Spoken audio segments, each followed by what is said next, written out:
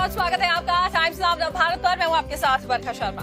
Good morning, स्वागत है आपका फिट इंडिया के सुपर हिट बुलेटिन में। मैं हूँ आपके साथ श्वेता श्रीवास्तव। तो हम आज आपको दिखाएंगे देश दुनिया की तमाम बड़ी खबरें, क्योंकि दिल्ली एनसीआर में मौसम बहुत सुहाना हो चुका है, लेकिन देश के बाकी हिस्सों में क्या हाल है सब कुछ आगे आपको बताएंगे। बिल्कुल, तो बने रहिएगा अगले 1 घंटे तक हमारे साथ में। खबर के साथ बुलेटिन की शुरुआत करेंगे, जहां सुहेल देव भारतीय पार्टी समाज पार्टी के मुखिया और यूपी के मंत्री ओम प्रकाश राजभर का शिवलिंग पर जल चढ़ाने का जो एक बयान उन्होंने दिया है वो खूब चर्चा में है। और अब इस बयान को लेकर देखिए अलग अलग तरह की प्रतिक्रियाएं जो है वो भी सामने आई है। क्या कुछ उन्होंने कहा, क्या कुछ हो रहा है, अभी देखिए इस रिपोर्ट में।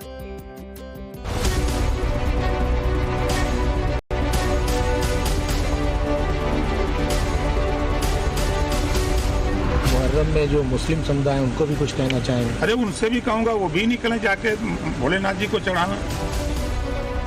उत्तर प्रदेश का कांवड़ विवाद अभी थमा भी नहीं कि सुहेल देव भारतीय समाज पार्टी के मुखिया और उत्तर प्रदेश के अल्पसंख्यक कल्याण मंत्री ओम प्रकाश राजभर ने मुसलमानों को भी शिवलिंग पर जल चढ़ाने की नसीहत दे डाली।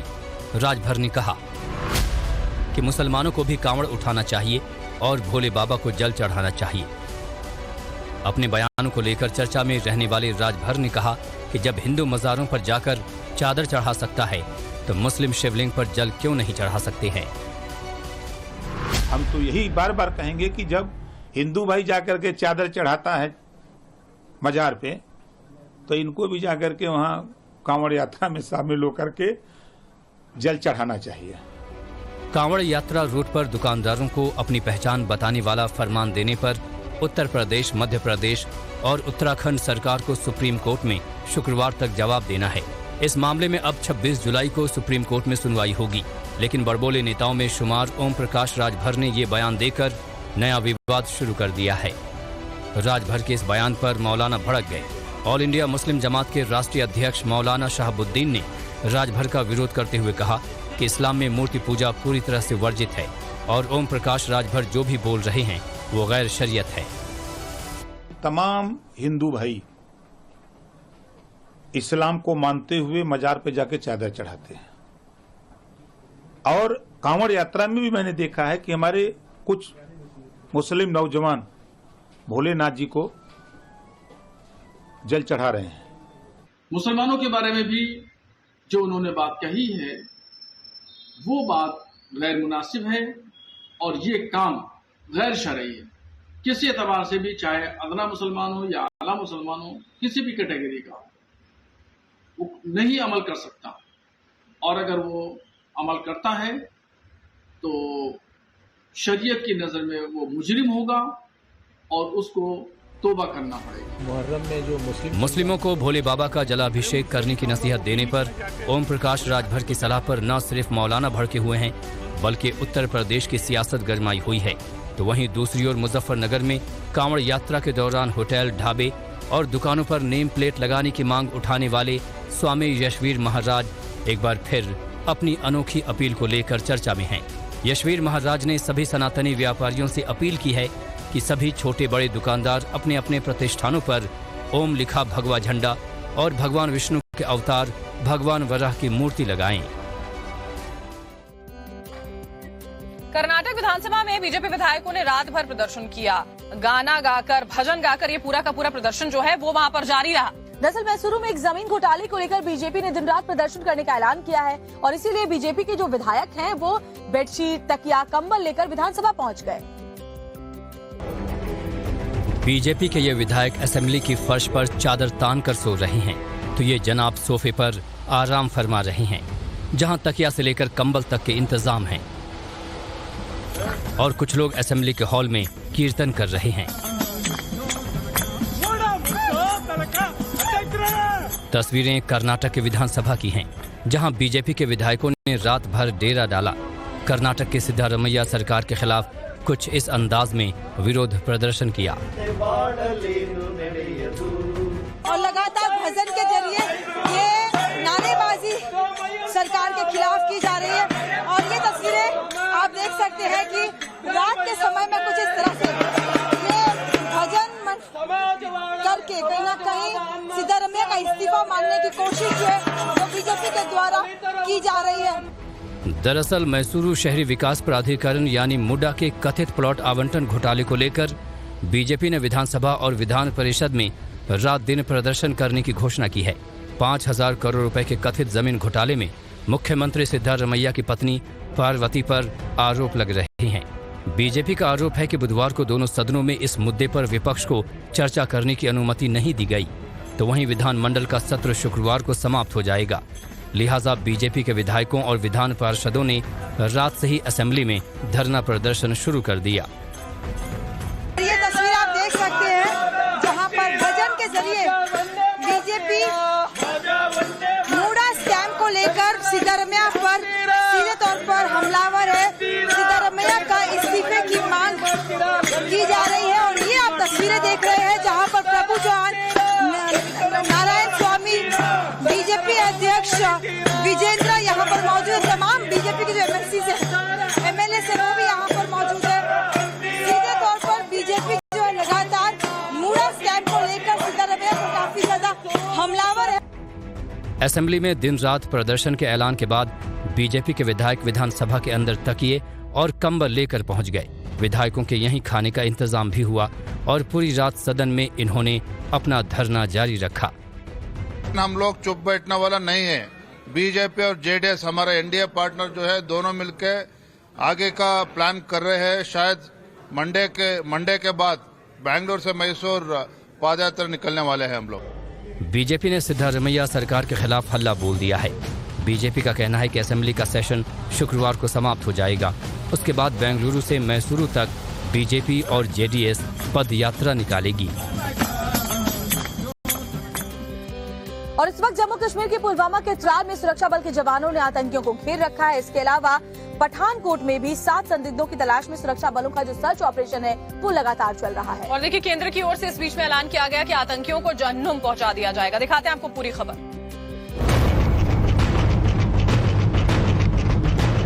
इनको रास नहीं आ रहा है, वो अपने अंजाम के लिए उन्हें यहाँ पहले भी लोगों ने जवाब दिया है। आतंकवादी पर जीरो टॉलरेंस है मोदी सरकार की। समाप्त कर देंगे उसको समाप्त कर देंगे। या तो वह जेल में रहेगा और नहीं तो वह जहन्नुम में रहेगा। आतंकी और उनके हमदर्द अपने अंजाम के लिए तैयार रहें। आतंकियों को जल्द ही जहन्नुम भेज दिया जाएगा। केंद्र की मोदी सरकार ने देश की संसद से लेकर जम्मू कश्मीर की धरती से ये ऐलान कर दिया है। जम्मू रीजन में हाल के दिनों में बढ़ी आतंकी घटनाओं पर जम्मू कश्मीर के एलजी मनोज सिन्हा ने भी साफ कर दिया कि आतंकवाद को कतई बर्दाश्त नहीं किया जाएगा और आतंकियों द्वारा बहाए गए लोगों के खून के हर एक कतरे का हिसाब लिया जाएगा।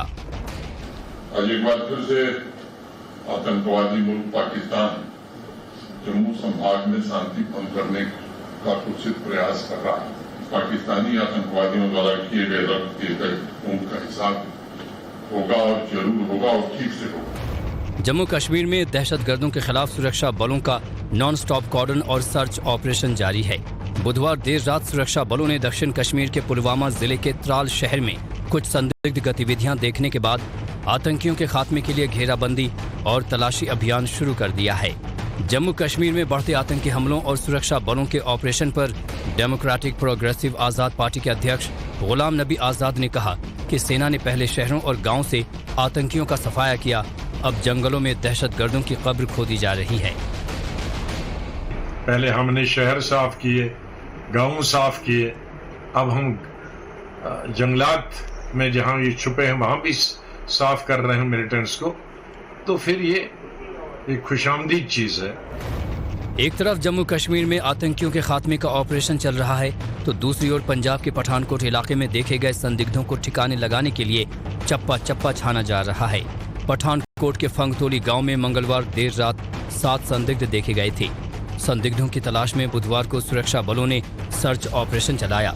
अभी तक संदिग्धों का सुराग नहीं लग पाया है। मिलिट्री ते पुलिस वालों जॉइंट सर्च की जा रही है इस एरिया च ते ਆਪਾਂ ਜਿਹੜਾ ਕੱਲਾ ਏਰੀਆ ਉਹ ਸਾਰਾ ਚੈੱਕ ਕਰਾਂਗੇ ਤੇ ਇਹਦੇ ਬਾਅਦ ਜਿਹੜੀ ਵੀ ਗੱਲ ਸਾਹਮਣੇ ਆਂਦੀ ਤੁਹਾਨੂੰ ਨਾਲ शेयर करती जाएगी। दरअसल पिछले कुछ दिनों से पठानकोट में लगातार संदिग्ध लोगों की मूवमेंट देखी जा रही है, जिसके चलते पुलिस लगातार अलर्ट पर है।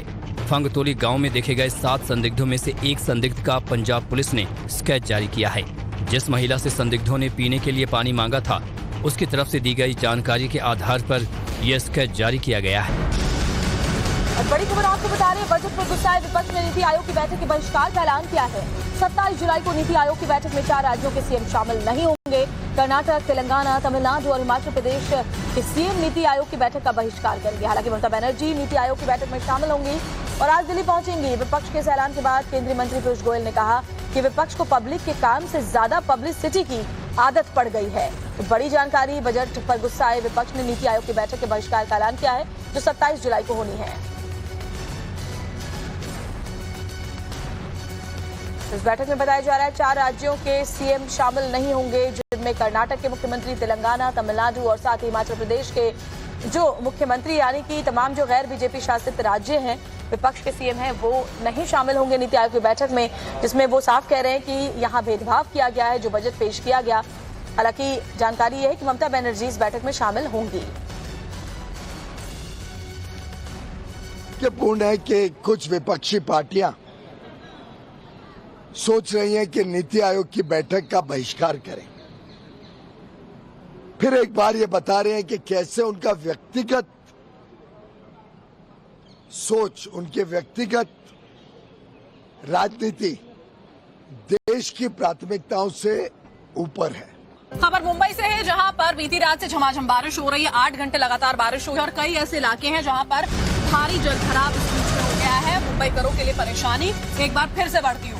तो मुंबई की लाइफलाइन कही जाने वाली जो लोकल ट्रेन है, वहां भी पटरियों पर पानी जमा हो गया है। लगभग 6 घंटे से लगातार बारिश तेज हो रही है और 8 घंटे से रुक रुक कर बारिश का दौर जारी है। जुहू, बांद्रा, कुर्ला और घाटकोपर में जल जमाव हो गया है। मुंबई की सड़कें दरिया में तब्दील हो गई हैं। मौसम विभाग ने भी अलर्ट जारी कर दिया है। मुंबई में बीती रात से लगातार बारिश हो गई है और अब बारिश की वजह से आफत यह है कि जगह जगहों पर जल जमाव की स्थिति पैदा हो गई है। इस वक्त मैं मुंबई के मालाड वेस्ट में इनऑर्बिट जंक्शन पर मौजूद हूं और आप यहां पर ये तस्वीरें देख सकते हैं कि कैसे जो सड़क है वो यहां की जलमग्न हो चुकी है। बिल्कुल आप ये कह सकते हैं कि जो सड़क है वो आपको किसी नदी, किसी तालाब जैसे आपको दिखाई देगी, कोई नहर जैसी दिखाई देगी। ये देखिए किस तरीके से मोटरसाइकिल यहाँ पर और ऑटो रिक्शा, जो तमाम जो अलग अलग गाड़ियां आ गई है, उनके चक्के यहाँ पर पानी में डूबे हुए हैं। कोई भी जो गाड़ी है वो बीच से नहीं आ गई क्योंकि यहाँ पर ज्यादा डीप है और इसीलिए वो किनारे से आ गए। ऐसे में अगर ये बरसात लगातार होती रहती है तो ये जल जमाव की स्थिति और ज्यादा बदतर हो सकती है। मुंबईकरों को आज घर से बाहर निकलेंगे तो कई मुश्किलों का सामना करना पड़ सकता है। खासतौर से जब दफ्तर का वक्त हो तब लंबा ट्रैफिक जाम का सामना करना पड़ सकता है। यहाँ पर अगर मैं आपको दिखाऊं तो देखिए जो साइड में जो बाइक्स यहाँ पे पार्कड है, 2 व्हीलर जो पार्कड है, वो देखिए किसी किसी उनका आधा पहिया जो है वो पूरी तरीके से पानी में डूबा हुआ है। इससे आप अंदाजा लगा सकते हैं कि ये जो वर्ल्ड क्लास सिटी जो है मुंबई, देश की आर्थिक राजधानी, इसका क्या यहाँ पर हाल है। ये बीएमसी के तमाम जो दावे होते हैं उस दावों की ये पोल खोलती है। ये तस्वीरें बीएमसी कहती है कि हम तैयार हैं किसी भी तरीके की सिचुएशन से निपटने के लिए, लेकिन हकीकत ये है कि रात भर जो बरसात हुई है उसमें यहाँ पर जल जमाव की स्थिति पैदा हो गई और ये स्थिति सिर्फ एक इस जंक्शन की नहीं, मुंबई के कई अलग अलग इलाकों में ऐसी जल जमाव की स्थिति दिखाई दे रही है। ऐसे में मौसम विभाग का अनुमान है कि अगले कुछ घंटे मुंबई के लिए बहुत ही इंपॉर्टेंट है क्योंकि अगले 24 से 48 घंटों में मुंबई में लगातार तेज और ज्यादा तेज बरसात हो सकती है और इसीलिए लोगों से भी अपील की जा रही है कि अगर वो घरों से बाहर निकले तो सोच समझ कर निकले, बहुत अर्जेंट हो तब निकले या खास तौर से जहां पर जल जमाव है उन रास्तों को टालें। वीडियो जर्नलिस्ट विनायक वेंगुर्लेकर के साथ राकेश त्रिवेदी, मुंबई टाइम्स नाउ, नव भारत। ये तस्वीर मुंबई के मालाड ईस्ट की है और वेस्टर्न एक्सप्रेस हाईवे की है। आप देखिए वेस्टर्न एक्सप्रेस हाईवे के पास मालाड ईस्ट के इस जंक्शन पर किस तरीके से जल जमाव की स्थिति पैदा हो गई है। लगातार तेज बारिश और तेज हवा का दौर अब भी जारी है जैसे कि मौसम विभाग ने अनुमान जताया था। और यहाँ पर देखिए आपको 2 व्हीलर 4 व्हीलर सब कुछ पानी में से तैरती हुई आपको नजर आएंगी, पानी को चीरते हुए बाहर निकलते हुए नजर आएंगी। और ये हाल है मुंबई का। मुंबई की ये सड़क भी कब पूरी तरीके से जलमग्न हो चुकी है और एक के बाद एक कई सड़कें जो है वो नदी और नहरों में तब्दील नजर आ गई है। इसके पहले हमने मुंबई के मालाड वेस्ट की तस्वीरें देखी और अब ये मुंबई में मालाड ईस्ट की तस्वीर है और यहीं पर अभी आफत मुंबईकरों की खत्म नहीं होती नजर आती क्योंकि मौसम विभाग का अंदेशा है कि अगले 24 घंटे मुंबई पर आसमानी आफत और ज्यादा अपना कहर ढा सकती है और इसीलिए मुंबईकरों को संभल कर रहने की जरूरत है। अलर्ट रहने की जरूरत है, सतर्क रहने की जरूरत है, क्योंकि अगर आप घर से बाहर निकले तो आपको न सिर्फ जल जमाव बल्कि लंबा ट्रैफिक, इसका भी आपको सामना करना पड़ सकता है। और कई सारी जल जमाव में अगर आप देखेंगे कि ऐसी तेज हवाएं भी चल रही हैं, तो आप अगर ज्यादा वक्त लेकर के बाहर निकले तो बेहतर होगा। और मैं यूं कहूं कि प्रशासन ने जिस तरीके से अपील की है कि अगर बहुत ज्यादा जरूरी हो तो ही घरों से आप बाहर निकले। ये देखिए, एक 2 व्हीलर यहाँ पर अब बंद पड़ गई, क्योंकि बरसात इतनी ज्यादा तेज है कि पानी में 2 व्हीलर चल नहीं पा रही और लोग उसे धक्का देकर के चलाने के लिए मजबूर है। तो मुंबई में भी आज जो है येलो अलर्ट जो है वो दिया गया है और उसके बावजूद काफी तेज बरसात है, जबकि महाराष्ट्र के कई जिलों के लिए ऑरेंज अलर्ट जारी किया गया है। खासतौर से कोल्हापुर, सातारा, पुणे, नासिक, रायगढ़, ये वो इलाके हैं जिसके लिए ऑरेंज अलर्ट जारी किया गया है। लोनावला और पुणे के पास कई इलाकों में स्कूलों को, कॉलेजों को गुरुवार और शुक्रवार 2 दिनों के लिए छुट्टी का ऐलान कर दिया गया है। मुंबई में हालांकि अभी ऐसा कोई ऐलान नहीं हुआ है, लेकिन जल जमाव की स्थिति कई इलाकों में देखी जा सकती है।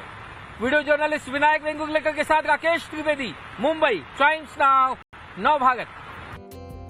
मुंबई के हालात आपने देखे, लेकिन सिर्फ महाराष्ट्र नहीं, उत्तर प्रदेश से लेकर गुजरात तक इस वक्त बादल फाड़ तबाही का दौर जारी है। लगातार हो रही बारिश से निचले इलाके जलमग्न हैं, नदी नाले उफान पर हैं।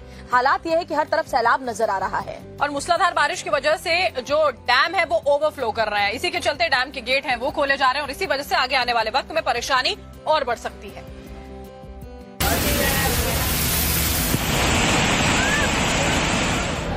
आधे हिंदुस्तान में हाहाकार मचा है। आसमान से ऐसी आफत बरसी है कि गांव से लेकर शहर तक सब कुछ डूबा नजर आ रहा है। गुजरात में तो मॉनसून मानो बेलगाम हो गया हो। गुजरात के शहरों से जो तस्वीरें सामने आ रही हैं वो हालात बयां करने के लिए काफी हैं। मूसलाधार बारिश ने आणंद शहर की सूरत बिगाड़ कर रख दी है। बारिश के पानी की निकासी सही तरीके से नहीं होने पर जगह जगह जल भराव हो गया है। देखिए कैसे पूरा बाजार और शॉपिंग कॉम्प्लेक्स स्विमिंग पूल में तब्दील हो गए हैं। इतना पानी भर गया है कि दुकानें मजबूरन बंद करनी पड़ी हैं। दुकानों के अंदर पानी भर जाने से व्यापारियों को काफी नुकसान झेलना पड़ रहा है, सामान खराब हो रहा है। यहाँ पे कुछ बस्तियाँ हैं जहाँ पे पानी भरा हुआ है, लोग निकल नहीं पा रहे हैं। यहाँ पे तो पानी भरा हुआ है आगे, और एक इधर बाजू में ही है साइड, आगे साइड है ना, 400 घर है, अक्षय नगर भी है, वहाँ पे पानी भरा हुआ है। अगले 24 घंटे भी भारी बरसात की आगाही है, इसीलिए सभी ऑफिसर्स को हेडक्वार्टर ना छोड़ने का सूचना दी गई है। डिजास्टर कंट्रोल रूम से सभी ग्राम्य विस्तार के जो तलाटी मंत्री श्री हैं उन सबको भी सतत अपने गांव के साथ संपर्क में रहने का, और कोई भी बनाव बने तो तुरंत डिस्ट्रिक्ट कंट्रोल रूम में इंफॉर्मेशन देने का। महाराष्ट्र में भी मानसून कहर बरपा रहा है। कोल्हापुर की तस्वीरें देखिए, जहां तक नजर जा रही है जल प्रलय के हालात नजर आ रहे हैं। गांव के गांव जल समाधि ले चुके हैं। नदी नालों में उफान के चलते पानी पुलों को छूकर गुजर रहा है। पेड़ तक पानी में डूबे नजर आ रहे हैं। फसलें बर्बाद हो चुकी हैं। स्कूल बंद हैं और आवाजाही पूरी तरह से ठप है। नाव के सहारे लोग एक जगह से दूसरी जगह जा रहे हैं। यूपी के कई शहरों में बाढ़ बारिश से लोगों का जीना मुहाल हो रखा है। ललितपुर में भारी बारिश की वजह से डैम के 16 गेट खोल दिए गए हैं। पाली, महरौनी और सदर तहसील ज्यादा प्रभावित है। तालबेहट और मड़ावरा में उतना इफेक्ट नहीं है। और वर्तमान में जो शहर में हमारे डिस्ट्रिक्ट हेडक्वार्टर में जो डैम है उसके 18 में से 16 गेट खोलने पड़े हैं, क्योंकि उसमें जो 15 अगस्त तक जितना मेंटेन करना होता है पानी उतना ऑलरेडी हो चुका है और सिर्फ 2 फीट दूरी रह गई थी साइफन खुलने के पॉइंट से। तो इस समय गेट खोल दिए गए। संभवतः एमपी और उसके पीछे बारिश होकर बंड की तरफ से पानी इसमें तेजी से आ रहा है, तो अभी उसी लेवल पे मेंटेन किए हुए हैं। प्रयागराज का हाल देखिए, अंडरपास और सबवे पानी से लबालब नजर आ रही हैं। सड़कें दरिया में तब्दील हो गई हैं। आने जाने वालों को खासी दिक्कतों का सामना करना पड़ रहा है। गाड़ियां पानी में डूबी नजर आ रही हैं। कई जगहों पर घुटनों से लेकर कमर तक पानी जमा हो गया है, जिसकी वजह से लोगों को जाम का सामना करना पड़ रहा है। कई जगहों पर तो पानी भरने की वजह से लोग गाड़ियों को धक्का मारते नजर आए।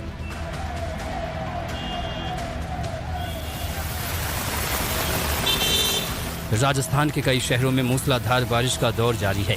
लोगों को उमस भरी गर्मी से राहत तो मिली है, लेकिन जल भराव होने की वजह से आम जनजीवन बुरी तरह से प्रभावित हुआ है। और देखिए स्थिति गुजरात में भी कुछ ऐसी है, जो बारिश अब बेलगाम हो चुकी है। सड़कों पर पानी बह रहा है, लोग सड़कों पर नाव का सहारा लेकर एक जगह से दूसरी जगह जाने को मजबूर हुए हैं। गुजरात की स्थिति ऐसी है कि कई शहरों की सूरत ही पूरी तरह से बदल चुकी है। हालात ये हैं कि लोगों का घरों से निकलना भी मुश्किल हो चला है। देखिए वहाँ की तस्वीर। उत्तर प्रदेश से लेकर मध्य प्रदेश तक, गुजरात से बिहार तक, उत्तराखंड से छत्तीसगढ़ तक ऐसा लग रहा है कि मानो आसमान से आफत बरस रही है।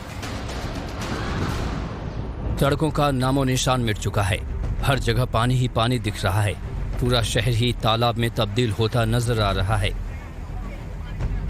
तस्वीरें स्मार्ट सिटी वडोदरा की हैं, जहां भारी बारिश के बाद बाढ़ के हालात हैं। सड़कों पर कई फीट पानी भर चुका है, निचले इलाकों में हालात तो और भी भयावह हैं।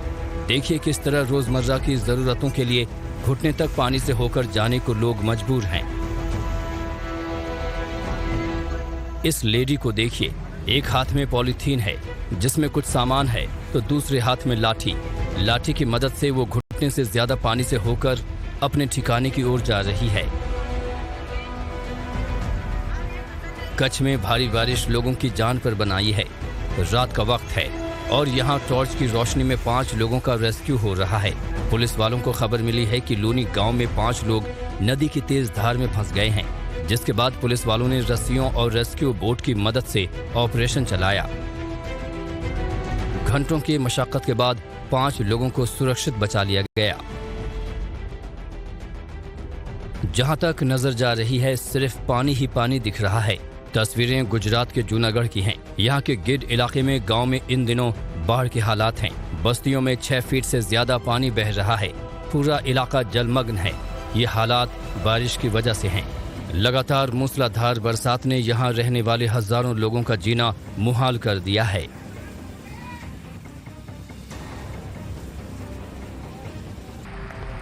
नवसारी का हाल भी पोरबंदर से अलग नहीं है। यहाँ भी भारी बारिश की वजह से सड़कों पर पानी भर चुका है। गुजरात में जारी आपातकाल के बीच लोगों की मुसीबतें कुछ कम करने में सरकारी अमला जुटा हुआ है। भरूच के इस वीडियो में पूरे इलाके में पानी नजर आ रहा है। सड़क के किनारे चेन बनाकर पुलिस के जवान तैनात हैं। इंस्ट्रक्शन के जरिए ट्रैफिक को कंट्रोल कर रहे हैं, ताकि सैलाब के चलते ट्रैफिक जाम न हो और लोगों को परेशानी का सामना न करना पड़े। गुजरात के गृह मंत्री हर्ष सांघवी ने पुलिस के जवानों की सराहना करते हुए इस वीडियो को शेयर किया है।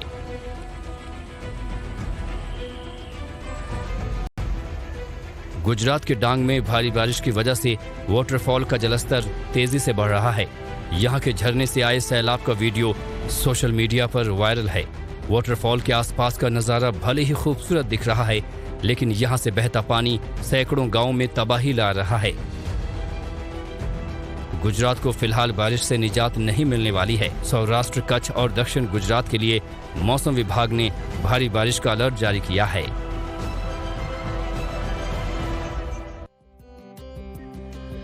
और एक बड़ी खबर आपको मनाली से बता देते हैं। मनाली के अंजनी महादेव नाले में बादल फट गया है, जिसकी वजह से तबाही का मंजर देखा जा रहा है। बताया जा रहा है कि सड़कों पर मलबा आ चुका है और साथ ही एक मकान के भी बहने की खबर है। पावर प्रोजेक्ट को भी नुकसान पहुंचा है।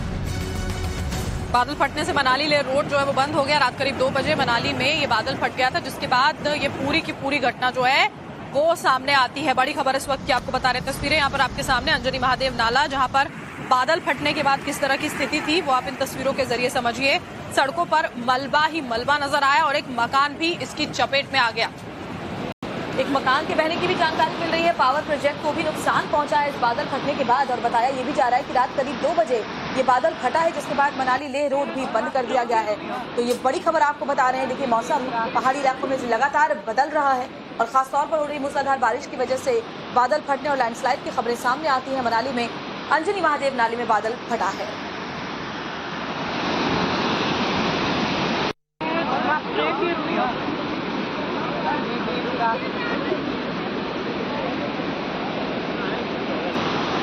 और अब खबर ओडिशा के कटक से है, जहां पर हैरान करने वाली तस्वीरें जो है वो सामने आई है। एक चोर जो है वो दुकान के अंदर घुसता है और मिनटों में लाखों की चोरी को अंजाम दे देता है। तो 2.5 लाख की चोरी इस चोर ने की है और आप भी जब सीसीटीवी फुटेज देखेंगे तो दंग रह जाएंगे कि कितने आराम से ये चोर यहाँ चोरी की वारदात को अंजाम देता है। इस वीडियो को देखिए। चोर दुकान के शटर के नीचे से अंदर दाखिल हुआ, दुकान के कांच का दरवाजा खोला और लेटे हुए ही अंदर घुसा। इसके बाद चोर ने टॉर्च लेकर दुकान का मुआयना करना शुरू कर दिया। चेक किया कि कहां-कहां कीमती सामान रखा है। इधर उधर देखते हुए चोर सीधे कैश काउंटर पर पहुंचा और उसमें रखा सारा कैश एक बैग में भरने लगा। ये बैग भी चोर ने कैश काउंटर के अंदर से ही निकाला। आप देख सकते हैं चोर ने कैश बटोरने के लिए पहले टॉर्च को अपने दांतों में दबाया और फिर शुरू हो गया। तकरीबन 2.5 लाख रुपए बटोरकर चोर मौके से फरार हो गया। शातिर चोर के करामात की ये तस्वीरें ओडिशा के कटक से सामने आई हैं, जहां एक गारमेंट शोरूम में घुसा चोर लाखों की चोरी को अंजाम देकर फरार हो गया। दुकान में लगे सीसीटीवी कैमरे में ये वारदात कैद हो गई। अगले दिन दुकान का मालिक जब पहुंचा तब चोरी की इस वारदात का खुलासा हुआ। फिलहाल दुकान मालिक ने सीसीटीवी फुटेज पुलिस को देकर चोरी का केस दर्ज कराया है। सीसीटीवी के आधार पर पुलिस भी चोर की तलाश में जुटी है।